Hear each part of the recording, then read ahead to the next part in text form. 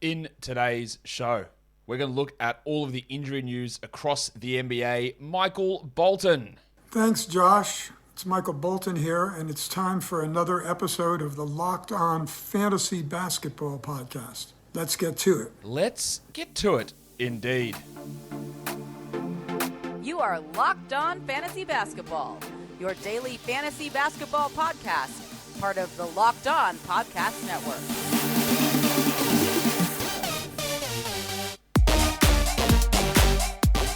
Hello and welcome to the Locked On Fantasy Basketball Podcast, brought to you by Basketball Monster. My name is Josh Lloyd and I am the lead fantasy analyst at basketballmonster.com and at Yahoo Sports Australia. And you can find me on Twitter, as always, at redrock_bball and on Instagram at Locked On Fantasy Basketball. Thank you for making Locked On Fantasy Basketball your first listen every day. We are free and available on all platforms. We're going to go into all 30 teams, absences for COVID, injuries, returns, options to replace.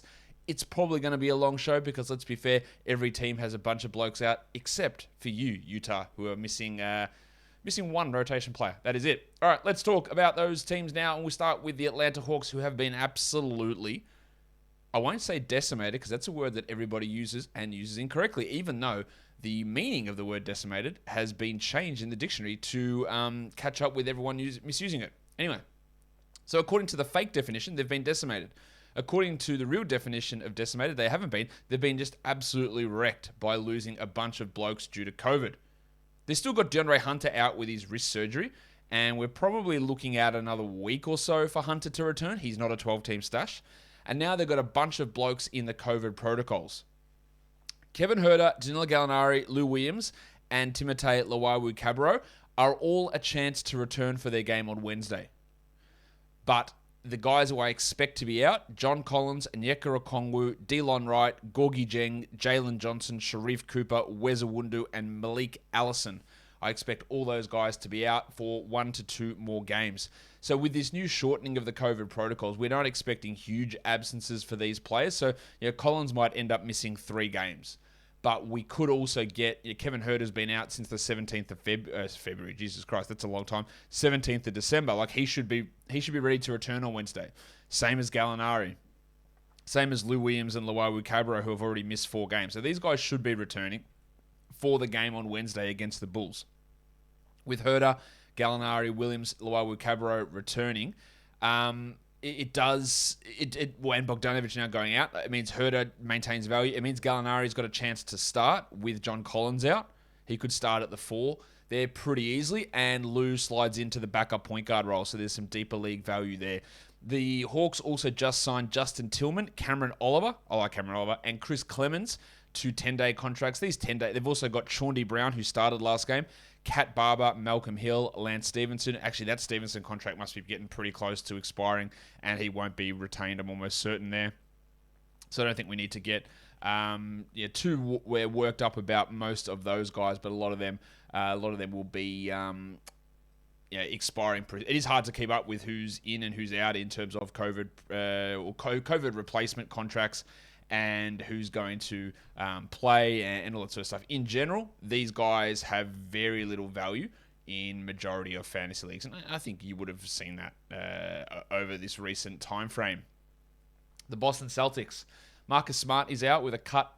He's not out. He missed the last game with a cut on his hand. He should be returning on Wednesday against the Clippers, and then everyone else that's out for them is COVID-related, although I do expect that Josh Richardson, who's been out since the 18th of December, will be available to return on Wednesday. So Richardson should be returning. Tatum, Schroeder, Nesmith, Freedom, Fernando, and CJ Miles, all of those guys I would expect to be missing at least the next 2 games, maybe returning for the Sunday game would be my guess. They have also signed CJ Miles, who's out with COVID, Norvel Pal, Joe Johnson, and El Farouk Aminu. Of course, absolutely no fantasy value in those guys. Miles and Johnson played 2 minutes in a blowout, and that is the only minutes that those replacement guys have played. So they come in, they make up the numbers, and they don't play, which is the case, again, for the vast majority of these replacement players. Onto the Brooklyn Nets. We know that they've been hit hard with COVID, but it is starting to come together for them now. Joe Harris is still probably a couple of weeks away. 3 weeks would be my guess for for Joe Harris returning from the ankle surgery. And then there's a bunch of COVID situations. Both Kevin Durant and LaMarcus Aldridge are questionable for their game on Thursday. That's great news. I expect Day'Ron Sharpe should be available for that one as well. And then they've got Kyrie Irving, who has cleared protocols, but they don't play a road game until the 5th of January against the Pacers. And obviously, Irving cannot play in the home game, so he will be on track, you would assume, to potentially return in that game on the 5th of January. And then they play on the 5th, and then they play another road game on the 12th of January. So he's got 2 games coming up there. Not a lot else after that, though. Well, for a couple of games after that, then he does have a string of road games. They've got a 4-game road streak after that. So it's going to be absolutely rocky with Kyrie returning. We've seen that. We know that. I guess is a better way of phrasing it, just because of the ins and outs that are going to have to happen with the lineup. But that's where Kyrie is sitting. The other guys who are out: Cam Thomas, Kessler Edwards, David Duke. What should I change? He's the one who sucks. Those guys are all still in the COVID protocols, but of course with Durant and Aldridge returning, these guys are just not going to have that value they had before. When we get Harris back, that's going to have a real impact on Mills. Aldridge might have an impact on Claxton, but definitely on Griffin and James Johnson as well. And this rotation will start to shake out a little bit more accurately in the coming days. But they are getting healthy, which is great for the Brooklyn Nets. Let's look at the Charlotte Hornets. Not much happening there, which is always great news. Now, they will say that in that they've lost 2 power forwards in Miles Bridges and PJ Washington. They are both in the COVID protocols, but there's no injuries on this team. Scotty Lewis is also in the COVID protocols.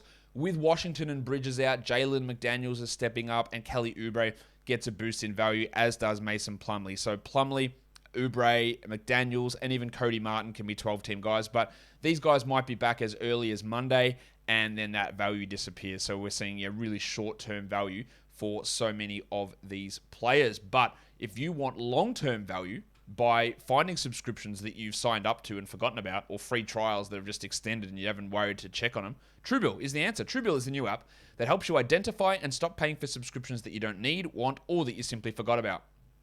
On average, people save up to $720 per year with TrueBill. And because companies make subscriptions hard to cancel, TrueBill makes it incredibly simple.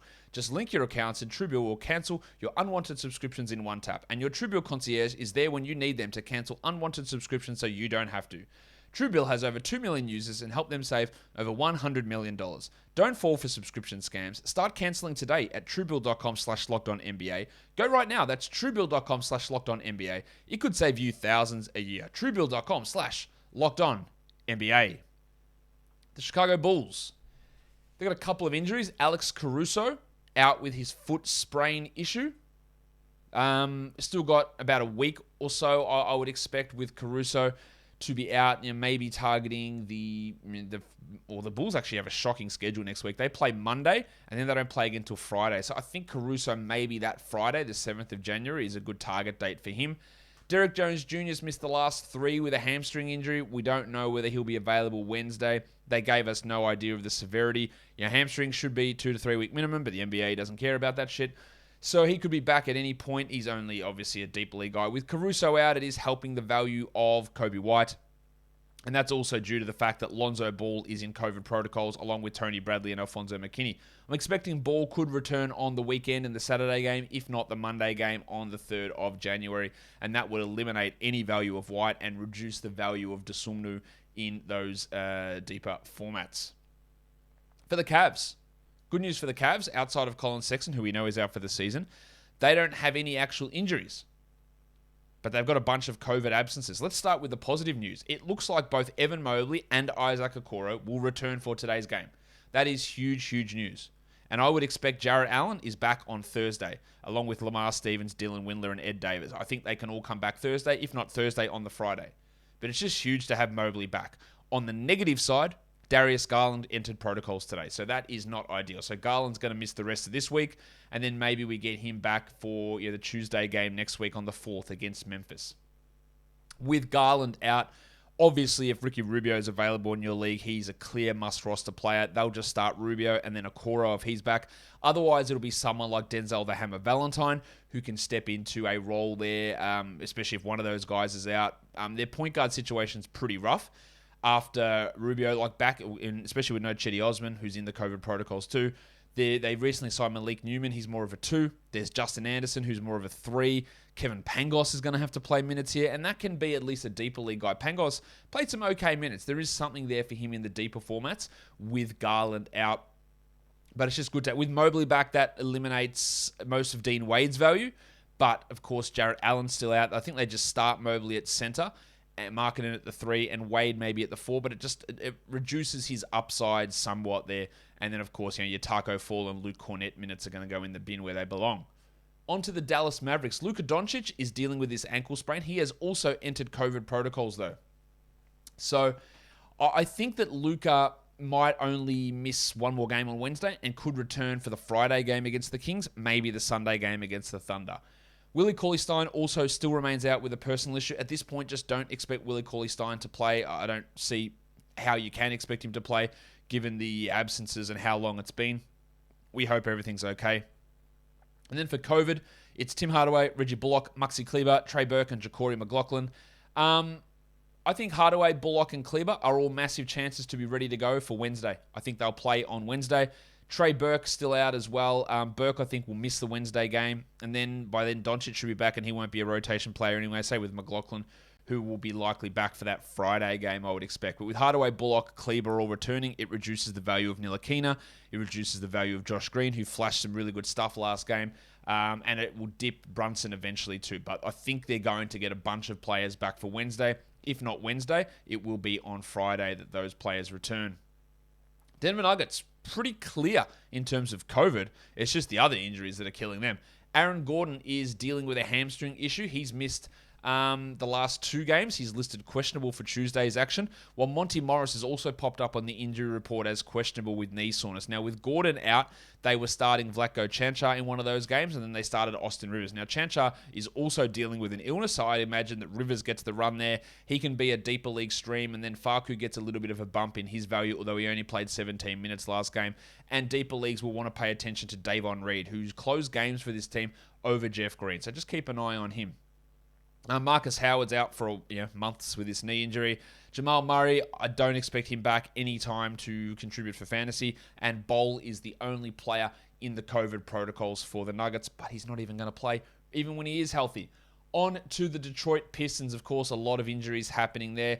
We haven't got an update on Kelly Olynyk, and this is 6 weeks now. This is what the original time frame was, and this is when people always will say, a time frame will come out. Oh, he's out at least 6 weeks. He'll be reevaluated in 4 weeks. So when I go to set injuries, like, okay, he'll be out at least 4 weeks, therefore he's back in 6 to 7. Because almost indefinitely, we don't get that update on time. Or if we do, the update doesn't say, oh yeah, guys, by the way, he's actually ready to go, he'll play tomorrow.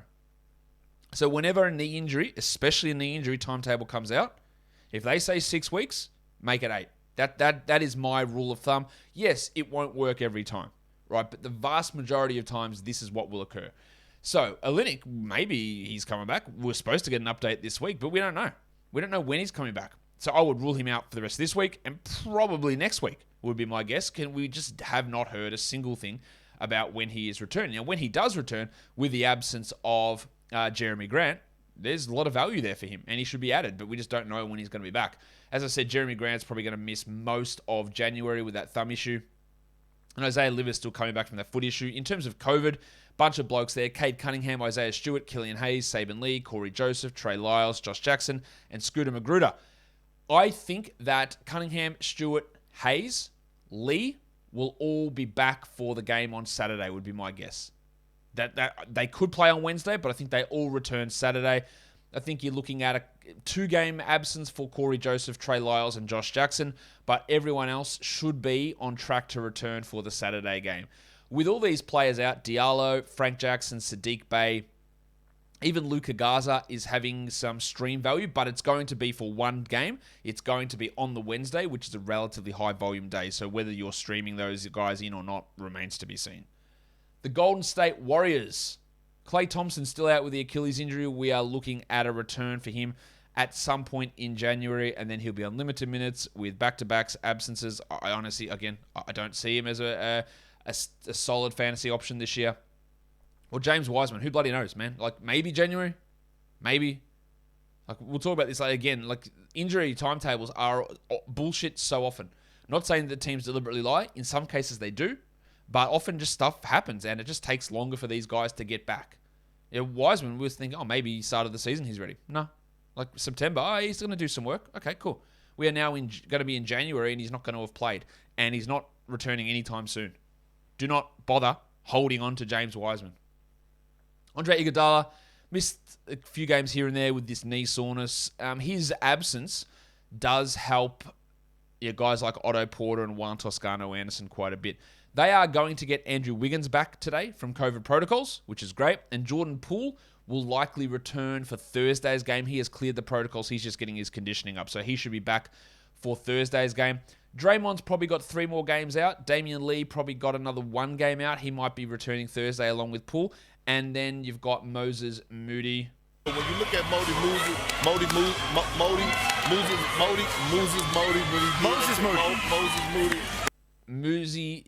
Moody is out for the next couple of games. With Draymond out, you're really getting that boost for Otto Porter and a little bit for Juan Toscano-Anderson. With Jordan Poole, it's really the Dr. Gary Payton who's getting the majority of that bump there. But I've got to tell you that with this holiday season, BetOnline has you covered. More props, more lines, more contests than ever before as football continues its march through the college bowls right through to the pro football playoffs. BetOnline remains your number one spot for all sports action this season, so head to the website or use your mobile device to sign up today and receive a 50% welcome bonus on your first deposit. Just use the promo code LOCKEDON to receive your bonus.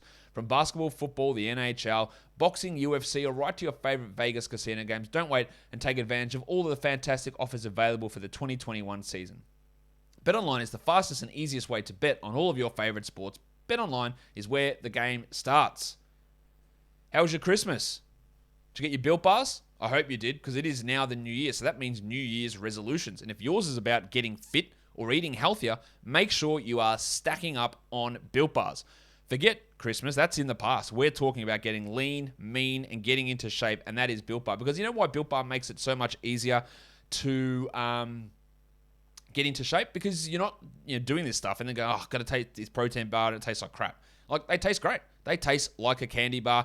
Unbelievable flavors with Built Bar. Just great stuff. So they are covered in 100% real chocolate, and most of the bars are just 130 calories, 4 grams of sugar, 4 grams of net carbs, and 17 grams of protein. So for the new year, get yourself some boxes of Built Bar, get fit, and do it while tasting things that are absolutely delicious. So go to Built.com, use the code LOCKED15 and get 15% off your order. That promo code is LOCKED15, LOCKED15 at Built.com. Built Bar is built different. All right, so let's look at the Houston Rockets. Some good news for them that we're going to get both Jalen Green and cousin Kevin Porter returning to action today. Green obviously returned for that 1 game. Porter's been out for a while with that thigh bruise, but they're both going to play. So can Green continue the good form? How are they going to work together? That's going to be the interesting question. And now they have recently been hit with a bunch of COVID absences. The wild thing, Jayshawn Tate, his backup, KJ Martin, Gary Bird, Garrison Matthews, and DJ Augustin. I think you can drop Gary Matthews pretty easily. I think Tate is a droppable player, to be honest, now that he's going to be out for this week and his production's been waning and Green and Porter are both back. I'm not sure that you don't have to drop him. I'm just not sure that he's going to be a must-hold player. But with both of those guys out, there's not really any fours on this team. So maybe David Nwaba is going to have to get a couple of spot starts. And that can be at least like a 14 to 16 team league streaming situation. But with Porter and Green back, the starts that Amani Brooks was getting and Josh Christopher were getting, it's not likely to happen.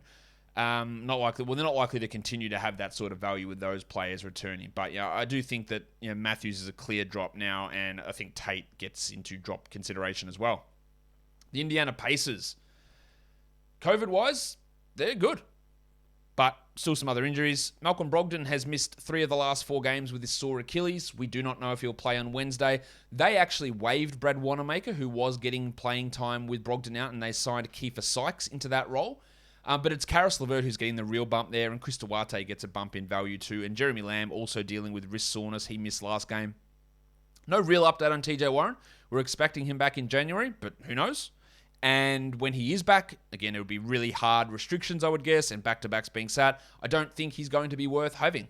Again, when we're dealing with situations where players are in and out so often, and you've got a bloke who's playing 20 minutes, 2 games a week, is it going to be worth it to deal with that bullshit? I really, really doubt it. At some point, sure, March maybe, but dealing through the negative issues of him returning, it's probably going to put you in a position where it's not actually worth having him, and when those big-ish games come, you're not going to be playing for anything that means anything in a fantasy basketball situation. Let's look at the LA Clippers now. Nico Batum is dealing with an ankle problem.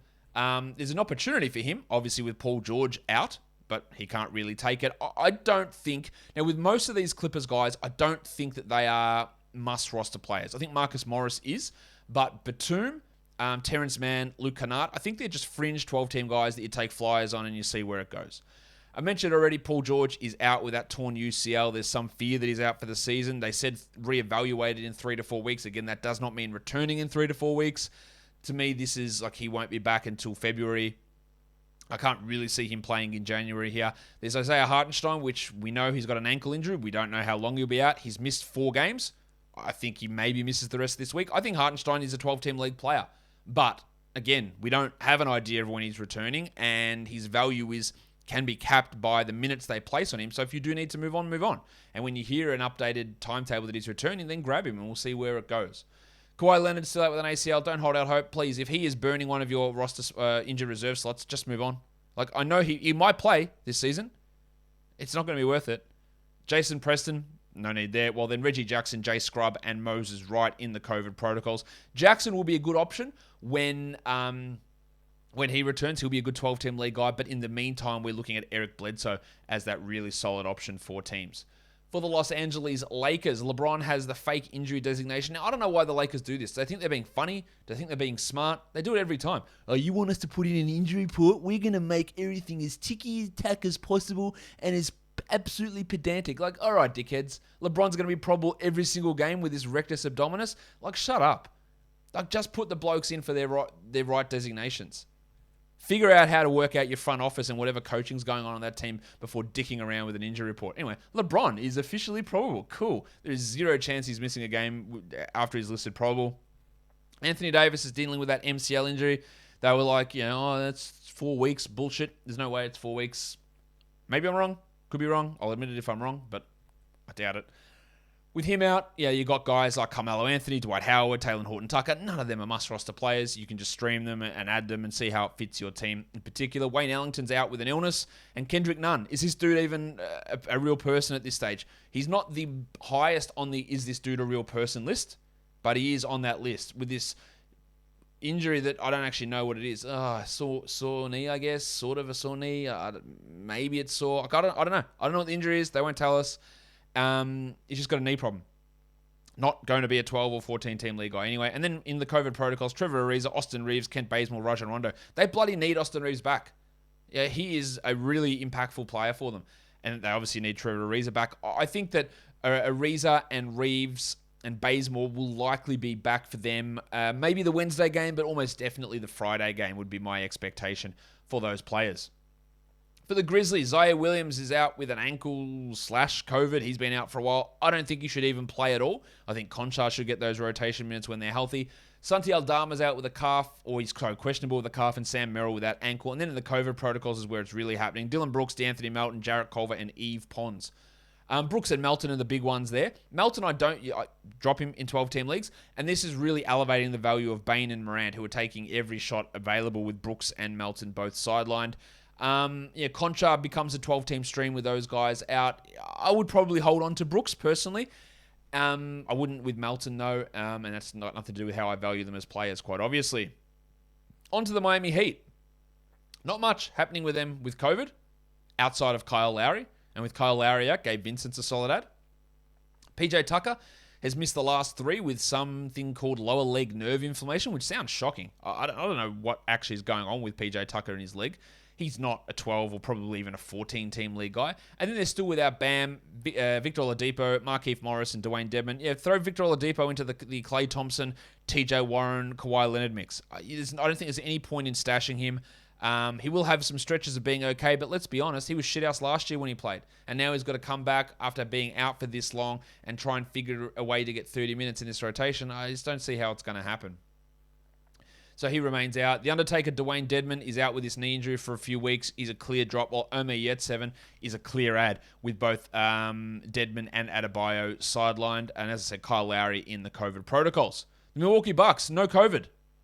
All they have is Brook Lopez out for back surgery. There is some thought, according to Zach Lowe, that Brook might return this season. That doesn't mean you need to hold him in fantasy. You drop him, you have Bobby Portis, and you drop DeMarcus Cousins. That is it, and that is great. Now, on to the Minnesota Timberwolves. Yesterday in the recap show, I told you that the Wolves were listing every single one of their players as available. Interesting stuff. That was obviously fake in the end, but these guys aren't that far away from returning. Anthony Edwards, Patrick Beverley, Naz Reid, and Taurean Prince, at the time of me recording this, are listed as questionable for Tuesday's game. I don't know whether they're going to play or not. Towns, Russell, and Vanderbilt are still out. I expect Vanderbilt will return on Friday's game, and Towns and Russell could be back really soon as well. With these guys returning, like Edwards, Beverley, Reed, Prince, like the value we got from someone like a Nathan Knight, Jalen Noel, Malik Beasley, it is going to drop off. Even Jaden McDaniels, although his value will sustain a bit with Towns and Vanderbilt still out for today's game. But by Friday, and at the very worst Sunday, you're going to have all these players back. And that stream value you got from McDaniels and from Beasley and from Reed and then from Knight is going to evaporate. So they are really, really just short-term options. Also, shout out to McKinley Wright IV, who's out in the COVID protocols. The New Orleans Pelicans. Brandon Ingram dealing with this Achilles issue. He's officially listed as doubtful for today's game after leaving last game early. That's not great. Pretty obviously, we can't do much about it because they're not telling us if there's anything significant there, but it's not great that he's going to miss some time. While Valanciunas is likely to return. Jonas Valanciunas. And just to add to the mess, Joshy Hart popped up on the injury report as questionable with an ankle problem. Now, if Hart does happen to miss with Nickeil Alexander-Walker out, then they are going to have to, well, they're already going to have to play Garrett Temple a lot of minutes, which is pretty disgusting, but they're going to have to then give those minutes to Trey Murphy. Maybe they just go completely insane and play Thomas Satoransky. We'll see. Temple maybe is a streamer with Ingram out, but if Hart is out, then Temple does get that value, even though it makes no sense to play him. They also have Didi Luzardo suspended, and of course Zion is out. I wouldn't be stashing Zion. You've got to move on. There's too many injuries, and I don't know when he's playing, if he's playing, more to the point. In the COVID protocols, it's Alexander Walker, Najee Marshall, and Jose Alvarado. Alexander Walker, I don't believe, is a 12-team league player, so if you want to drop, you drop. The New York Knicks. Derek Rose, we spoke about this when we heard about the news last week. He's out without ankle surgery, pretty clear drop, while Kemba Walker has taken back over the starting point guard job. We've got Kevin Knox and Emmanuel Quickley off the injury report for COVID, so they could return on Tuesday. I think Quickley's an interesting ad, especially for the Tuesday, Wednesday back-to-back to see how they use him. Nerlens Noel is still out in COVID protocols, but he could be back Wednesday, if not Friday. And Juice McBride also returns for the Knicks in Tuesday's action. They got Daniel House Jr. also sidelined due to that finger issue, and Jericho Sims in the COVID protocols also. We're seeing so many of these COVID things start to resolve at the moment, which is great. For the Thunder, though, they are one of the teams that aren't resolving because they just got hit today with a bunch of absences. Josh Giddey, Darius Baisley, Jeremiah Robinson-Earl, Trey Mann, Derek Favors, and Alexei Pokusevski. So we're going to get increased minutes for Aaron Wiggins, Ty Jerome, Theo Maledon, the Moose, Mike Muscala. With Robinson-Earl, Baisley, and Favors out, Muscala and Roby are going to have to play good minutes. Whether they give more minutes to Muscala or to Roby, I don't know. But Roby is the guy to stream in there. And in deeper leagues, we look at Muscala as an option. Gabriel Deck's going to play. I could barely recognize my own dick. There he is. I think Jerome can be at least a 12-team streamer with these players out. And obviously it increases the value of Dort and Gilgeous-Alexander. And the Oklahoma City Mudflap, Kenrich Williams, who might be able to sneak in some 12-team value. The Orlando Magic, last week when I did this, I needed 2 slides to talk about all the injuries. We're down to 1, so I guess that's a good thing.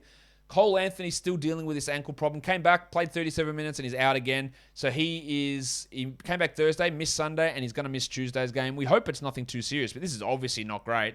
He's played one game since the 15th of December, and that was that 37-minute game against the Pelicans. So it's going to end up being like a 2-week absence here for Anthony with that ankle. With him out, it's really boosting the value of Gary Harris. RJ Hampton's getting a boost in that scenario as well. And blokes like Hassani Gravett coming off the bench, and Tim Frazier for very, very deep leagues. Jalen Suggs is still probably 2-3 weeks away from his thumb injury, and I have no idea. Markelle Fultz, he tore his ACL in January, so we're getting really close to 12 months. We thought maybe he'd be back before Christmas. Obviously not. Again, low minutes, guys in front of him, back-to-backs. I don't think he's a 12-team league guy. And I'm sorry. I know that players' health is important, but kids, cover your ears. What in the fucking world is going on with fucking Jonathan Isaac? He tore his ACL in August 2020. August. This is 17 months. We don't even get an update. Is he coming back at all? What is going on with this bloke? How is this injury taking this long, and how are we not hearing a single thing about anything about his return? Why is this taking so long? Did they screw up the surgery? They must have screwed up the surgery. Something has gone wrong. There is no ACL injury in the world that takes 17 months to return from. None. This is ludicrous. I think it's safe to say that you don't bother holding on to Jonathan Isaac in fantasy this year. But it's actually ridiculous. Michael Carter-Williams has some sort of foot injury as well. Cool. Etwan Moore's played like 2 seconds this year with a knee injury. He's just never going to play again. He's on the old Abdul Nader path of like, oh yeah, your knee's sore, so I'll rule you out every single game. All right, cool. And then for COVID, it's Mo Bamba, Terrence Ross, Chuma Akiki, and Michael Mulder. I think that Bamba and Ross will be back for Thursday's game. Akiki's probably 2 more away from returning. Mo Wagner and Iggy Brazdeikis do return to action for Tuesday, so that's great news there, while Michael Mulder probably a couple more away. For the Philadelphia 76ers, of course, Ben Simmons remains out. He won't play for the Sixers again. You'd have to assume there's no chance that's happening. And then in COVID protocols, Dan Green, Shake Milton, and Andre Drummond. This is boosting the value of Matisse Thybulle. Not that he's really taking advantage of it, but the minutes are up for Thybulle, so he can be a streamer there. With Drummond out, you'd hope that Goldfinger Charlie Bassey would get more minutes. Unfortunately, he hasn't got quite as many as we hope, but he is still at least like a 20-team streamer. And then with Shake out, it's Isaiah Joe, Furkan Korkmaz, who are getting the benefit there. Even Meth Curry, Tyler Johnson, who was signed on this team, getting some extra value. For the Suns, Frank the Tank Kaminsky, he's out for a while with a knee injury, and Abdul Nader with that knee injury. Just don't expect him to ever return. And Ishmael Wainwright missed last game with a back injury. Now, there was an opportunity for Wainwright to play some minutes last game with Jay Crowder out, but he was obviously not able to take advantage of that. Because both Ayton and Crowder are in the COVID protocols, I would expect them back for Sunday, maybe if not Sunday, Tuesday next week against the Pelicans. With Ayton out, we're looking at McGee. With Crowder out, we're looking at Cam Johnson. They're the easiest, just one-for-one switches. They are 12-team league guys, Johnson and McGee, while those players remain on the sidelines. For the Portland Trailblazers, my prediction of CJ McCollum not returning until January looks like it's going to be on the mark. He's getting back from his pneumothorax, but probably at least another week away, maybe end of next week for CJ to return from that injury. And then in the COVID protocols, it's Bob Covington, Yusuf Nurkic, Ben McLemore, Cody Zeller, Dennis Smith, Trendon Watford, and Keldon Blevins. With Nurkic out, you got boosted value, or Nurkic and Covington out, you got boosted value for Nance and for Nasir Little, who are both 12-team league guys at the moment. Simons is just a streamer. He's too all over the shop. But I expect these guys to be back probably for Monday's game next week. Covington, Nurkic, McLemore. Zeller maybe not because he's dealing with a patella fracture also. But Smith should return then as well. But with Nurkic and Covington, they're the two big ones. And then that will probably mean that Nance and Little do become droppable blokes like they were beforehand. For the Kings, they had a huge COVID outbreak, and they're getting to the tail end of it now because there's only 3 players that are out at the moment. Davion Mitchell will miss Tuesday's game and could return Wednesday. Alex Len is out of COVID protocols, but he's doubtful for Tuesday due to conditioning. And Neemias Queta is probably going to be out until next week, but now with everyone back, he's not going to play regardless. With Mitchell out, it does boost the value of Terrence Davis and maybe even a Mo Harkless. And with Len out, it means Tristan Thompson gets those backup minutes, or Damian Jones behind Richaun Holmes. When Len comes back, there's no guarantee he's even a part of the rotation. So it's just good that they've been able to clear up most of their issues. The Spurs have Zach Collins out. He's not going to play any meaningful role this year. And then also DeJounte Murray is dealing with the COVID absence. We've seen him. They've been starting Keita Bates-Diop. I don't think they will continue to start Keita Bates-Diop. It was a shit decision and it didn't work last game. The guys that you want there are Vassell or Lonnie Walker to stream in DeJounte's place, and obviously it's boosting the value of maximum Derek White. The Raptors have been hit really hard, quite obviously, but it is starting to come into a better place. Goran Dragic still remains out with a personal issue. I really doubt he plays for Toronto ever again. And David Johnson's dealing with a calf injury. While in terms of COVID absences, we know that they were missing everybody, but Gary Trent and Pascal Siakam are likely to return in Tuesday's game. The big tree, Kem Birch, and the big sneeze, Precious Achiuwa, they're both questionable for Tuesday, as is Malachi Flynn. So we could be getting a bunch of blokes back. So if Siakam, Birch, and Achiuwa all play, Yuta Watanabe, Chris Boucher, I'll see you later. Like, you're not going to have that 12-team value. DJ Wilson, who put up a good game, I'll see you later. Nick Stauskas, Brandon Goodwin, Tremont Waters, Daniel Laturo, like these guys who played roles, like they're not going to have roles. Van Vliet, Anunoby, and Barnes are still out. They are, I would think the Sunday is a good target for them. Maybe they return Friday against the Clippers, but I think Sunday against the Knicks is when you should be targeting them. Same with Isaac Bonga and Justin Champagny. That's probably when they return. But with Barnes, Van Vliet, and Anunoby out, it does help. Maybe it helps Banton. Maybe it does get a little bit of more value there for Waters just in terms of ball handling. But Trent, Siakam, Birch, and Achiuwa, and even Flynn could all return for today's game, which is a huge positive. The Jazz, they're just fine somehow. Don't know how. He's done. He's good. Apart from the fact that Donovan Mitchell's dealing with a back injury, that's never a good thing. He missed yesterday's game, and he's going to miss Wednesday's game.